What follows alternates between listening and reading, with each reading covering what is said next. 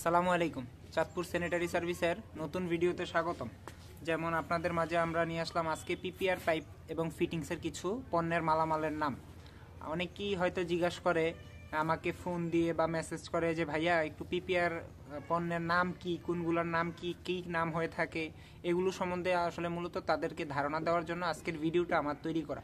সবাইকে অনেককেই আমি বলি, তারপরও জিজ্ঞাসা করে যে কিছু একটু সহজ করে দেন, ছবি সহ দেন। মানে এই জন্য তাদের জন্য ভিডিওটা তৈরি করা। আর এগুলোর লিস্ট কিন্তু আমরা যাদের সাথে কাজ শিখেছি বা ওস্তাদদের কাছে যখন কাজ শিখছি তখন থেকে আমাদের কিন্তু আসলে নামগুলো জানা। বা আপনারা বিভিন্ন কোম্পানি থেকে কিন্তু আলাদা একটা চার্ট থাকে, ক্যাটালগ থাকে, ওইখানেও কিন্তু ফিটিংসের নামগুলো জানতে পারেন। তারপর আমি আজকে দেখিয়ে দিচ্ছি আপনাদেরকে কোন ফিটিংসের নামগুলো কেমন। যেমন এই জিনিসটা, এটা হলো একটা পাইপ। এটা সাধারণ একটা পাইপ, হ্যাঁ, কিন্তু এটা পিপিআর পাইপ। দেখেন পিপিআর পাইপগুলো মজবুত হয় কেন বা ভালো টেকসই হয়। দেখেন এটা পাইপটা কিন্তু উপরে একটা পল্লা আছে বা একটা পার্ট আছে, মাঝখানে একটা আছে এবং ভিতরে দেখেন আবার আরেকটা পার্ট দেখতে পাচ্ছেন তো।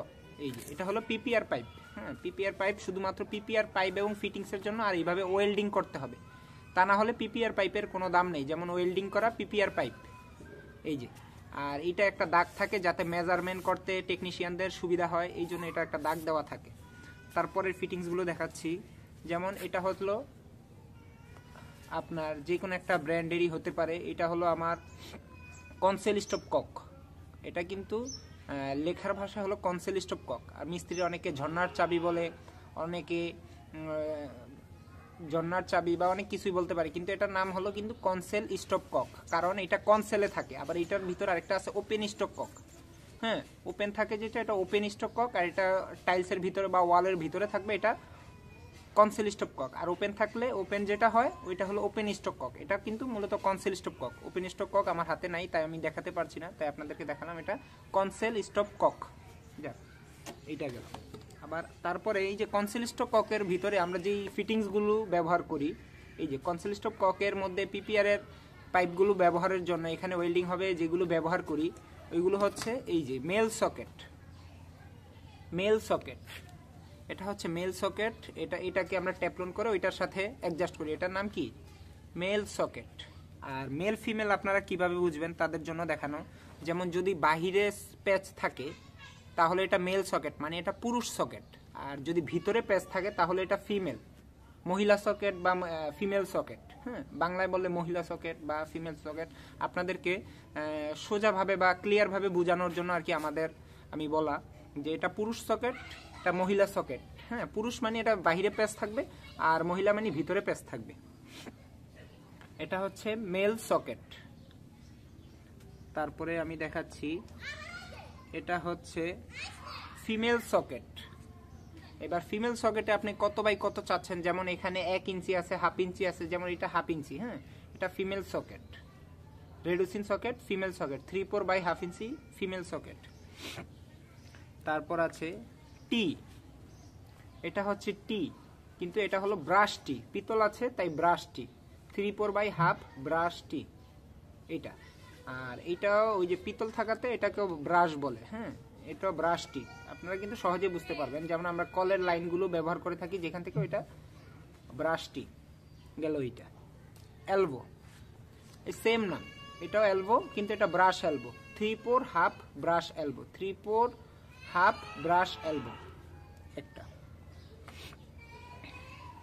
এলবো, নর্মাল এলবো বা প্লেন এলবো, আপনারা লিখার ভাষায় নর্মাল এলবো বা প্লেন এলবো, নর্মালি আমরা যা বলি পিপিআর প্লেন এলবো। হ্যাঁ, এইটা হলো পিপিআর প্লেন এলবো। এইটা হলো tee, PPR plain tee, PPR plain tee. এইটা আরেকটা জিনিস আছে, যেমন এটা সকেট। দুইটা পাইপের কানেকশন করি আমরা, সকেট, ওই সকেট। এটাতে দুই পাশেই থ্রেড নাই, দেখেন দুই পাশেই থ্রেড নাই, এটাকে বলে প্লেন সকেট। এটা পাইপে কানেকশন করার জন্য প্লেন সকেট। এইটা হলো ক্যাপ। আমরা পাইপের সর্বশেষ স্থানে বন্ধ করার জন্য যেটা ব্যবহার করব পিপিআর পাইপ এবং ফিটিংস, এটাকে বলে ক্যাপ, ইন্ড ক্যাপ। আবার বিভিন্ন বলে ফ্ল্যাগ, টুপি, বিভিন্ন ভাষায় বলে, কিন্তু আপনি ইন্ড ক্যাপ বলতে পারেন। আমি বলবো সাধারণ ভাষায় ইন্ড ক্যাপ বলতে পারেন। গেল এইটা। আবার যেমন এইটা আছে, এইটা হলো বল বাল্ব। হ্যাঁ, এটা বল বল আছে ভিতরে, বলটা খেলে তো এই জন্য এটাকে বল বাল্ব বলে। এই যে যেমন বল বাল্ব, বাল্ব মানে চাবি, হ্যাঁ পানির লাইনে বাল্ব মানে চাবি, বল বাল্ব। এটা হলো হ্যান্ডেল বল বাল্ব বা হাতল সিস্টেম, তো এটাকে বলে হ্যান্ডেল বল বাল্ব। হ্যাঁ, আবার একটা আছে ছোট প্রজাপতির মতো, আমরা সাধারণত এটাকে বলে প্রজাপতি বল বাল্ব, আর এটাকে বলে হ্যান্ডেল বল বাল্ব, হ্যান্ডেল বল বাল্ব। তারপরে এটা হচ্ছে ইউনিয়ন, দুইটা পাইপের কানেকশন, দুইটা প্লেন পাইপের সাথে বলে কানেকশন করার জন্য এটা ব্যবহার করে। এটা প্লেন ইউনিয়ন, দুই সাইডেই প্লেন। আবার এই সাইডে প্যাচ থাকলে বলবে মেল বা ফিমেল, এগুলো বিভিন্ন ধরনের হয়ে থাকে। তবে এইটা আমার হাতের কাছে যেটা আছে ওইটাই দেখাচ্ছি। এইটা হচ্ছে প্লেন ইউনিয়ন, 1 ইঞ্চি বা আপনারা যেই সাইজের নেবেন ওই সাইজেরই সেম নাম, নাম একই, কিন্তু আপনি বলবেন ইউনিয়ন, প্লেন ইউনিয়ন। হ্যাঁ, এটার নাম হলো plain union, PPR plain union. এটা হচ্ছে টি, রেডিউসিং টি, 1 ইঞ্চি বাই 3/4 ইঞ্চি রেডিউসিং টি। আপনি যে কোনো নামে, যে কোনো সাইজের যে কোনো নামে বলতে পারেন এইটা। আর আরেকটা জিনিস আছে, এই যে এটা reducing socket, plain reducing socket বা আর সকেট, সংক্ষেপে আমরা আর সকেটও বলে থাকি। যেমন এইটা 1 ইঞ্চি বাই 3/4 ইঞ্চি আছে, আপনি যেই সাইজের চান ওই সাইজের বলবেন। এটা হলো রেডিউসিং সকেট বা আর সকেট, আমি সংক্ষেপে রেডিউসিংকে ছোট করার জন্য আর বলে থাকি জাস্ট। এটা হলো আর সকেট। আর এটা আছে, এটাও মেল সকেট, কিন্তু এটা 1 ইঞ্চি। হ্যাঁ, সেম ওই যে আগে একটা দেখিয়েছি ওইটার মতোই সেম। এটা 1 ইঞ্চি, এটাও রিডিউসিং সকেট। তারপরে আছে এটা প্লেন সকেট, কিন্তু এটা 1 ইঞ্চি, এটা 1 ইঞ্চি।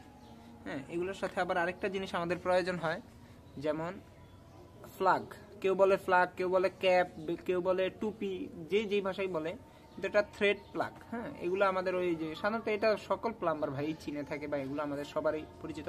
তারপরে জাস্ট আমার দেখানো থ্রেড প্লাগ। আর অবশ্যই আমরা এইসব জিনিস, আমি আমার হাতের কাছে বা দৈনন্দিনে যেই কাজগুলো প্রয়োজন হয় ওগুলোই আমাদের কাছে আর কি দেখালাম আপনাদেরকে। অবশ্যই আমার ভিডিওটা কেমন হয়েছে অবশ্যই আপনারা কমেন্ট করে বলবেন, আর শেয়ার করে আপনারা ভিডিওটা সবাইকে দেখার সুযোগ করে দিতে পারেন, বা ভালো লাগলে অবশ্যই কমেন্ট করবেন এবং সবাইকে বলবেন। আর আমি মোহাম্মদ কামরুল হাসান রিয়াদ, চাঁদপুর স্যানিটারি সার্ভিসের পক্ষ থেকে আমি আমার ভিডিওগুলো সবসময় তৈরি করি। আসলে আমিও ভুলের ঊর্ধ্বে নয়, যদি আমার ভিডিওতে কখনো কোনো ভুলভ্রান্তি হয় অবশ্যই আপনারা সিনিয়র যারা আছেন বা যারা এই বিষয়ে অভিজ্ঞ, আমার থেকেও যারা অভিজ্ঞ, তারাও পরামর্শ দিবেন। অবশ্যই সবাইকে ধন্যবাদ জানিয়ে আজকের মতো আমার ভিডিওটা শেষ করছি। আল্লাহ হাফেজ, আসসালামু আলাইকুম।